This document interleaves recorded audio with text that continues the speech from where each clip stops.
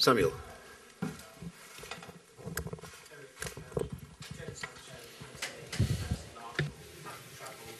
When do you expect those players to be back? Ahora. Who said you the first one?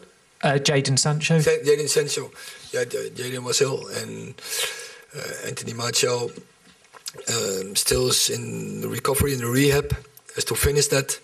He did train this morning, so we're going in the right direction.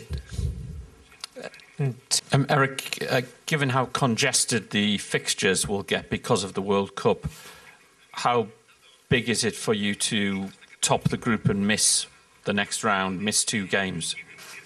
Clear. Obviously, it's important.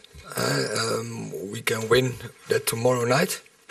We know what to do. We have to win and 2 goals difference.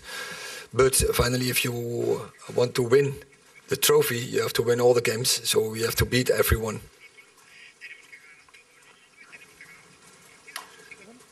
Paul? What difference do you see in your team or what has changed in your team from the team that we saw in the game that Sociedad won in Old Trafford? And how do you think this result is going to have an incidence tomorrow? What was the second question?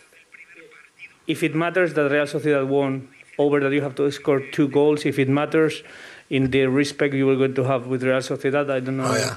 Okay. Yeah, I think it's time ago, 6 weeks ago or so, and it's a different team.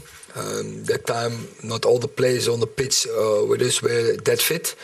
I think we're growing at the last games. We develop, we make so good progress, so we are confident, but we know it's difficult to win games here, but we like the challenge, and we know we have to win with 2 goals difference. So we have a plan for that, and we do everything to get that done. Okay. Erik, do you expect tomorrow one Real Sociedad team less proactive than usual because they don't need to win the game? I think their coach is he likes proactive football.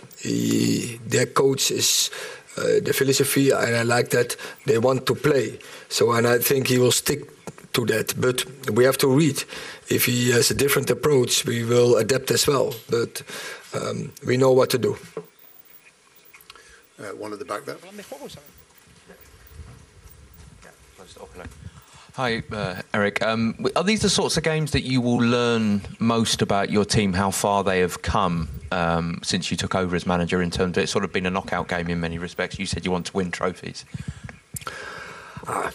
It's how far you come. I think you don't speak in autumn about how far you come. It's you can't win anything in this moment in the season, and it's what like Casimiro tells. It's game by game, and we have to win every game. One over here. Asier Aranguren, Euskal Telebista. This is for.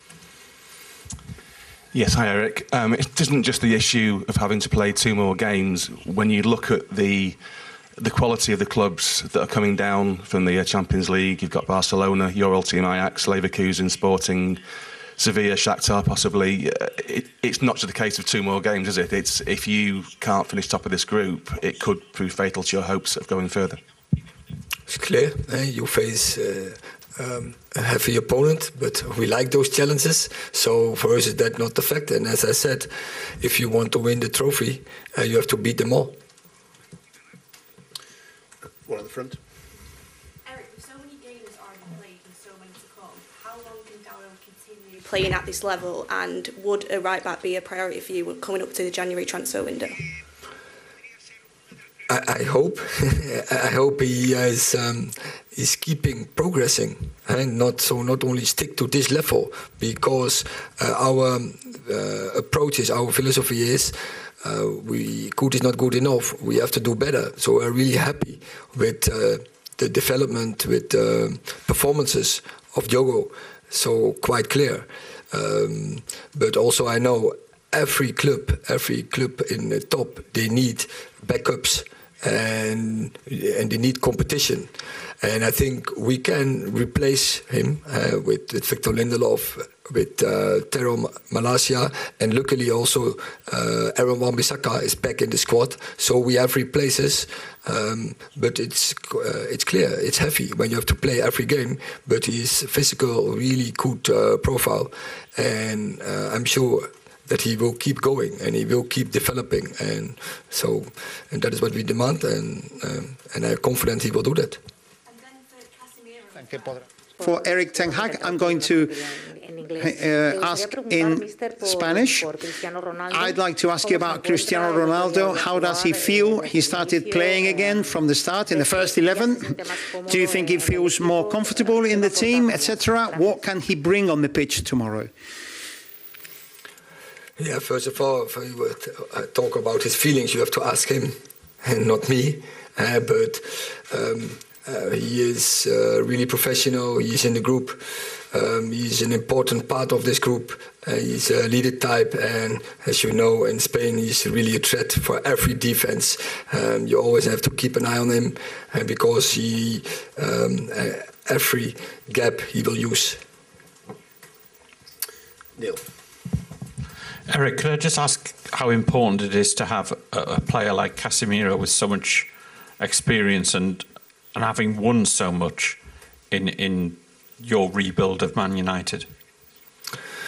I said it the other day, for me he's the cement between the stones and in and out of possession. And you see him growing from game to game, and with that also our team is growing. So we are really happy with the progress, but we know also we have to keep that process going because we are not satisfied. We have to approach good is not good enough. We have to do better. So tomorrow we have another challenge. We have another test to do it better. But also, in the past, Man United have bought players who have achieved things elsewhere and haven't achieved for Man United. What did you see in Casemiro that made you think he is still has the hunger? Yes, he told me when we had the first talk, he needs a new challenge because in Real Madrid he won everything, and he was a big part of Real Madrid still. They don't want him to go, but he had a feeling, is what he told me, I have to go to another club, to another a league to prove myself. And that shows his hungerness, and yeah, I really like that. And I think from the first day on, he's coming with that attitude to every training, to every match, and he proves it.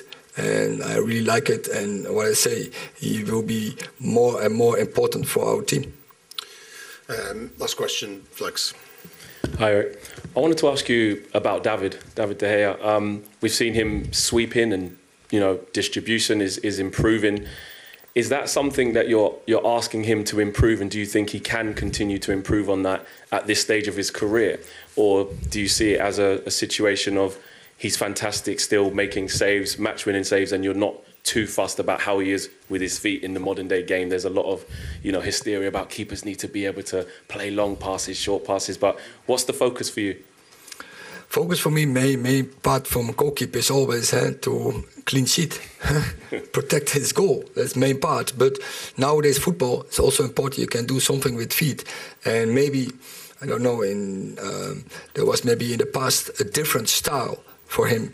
But from the first day I was here, but also before, I saw some video content, and you see David is capable to do it. When I see David playing in our possession game, he's very composed. He's very good. He's very good as them in boxes. So it's no problem for David to do that.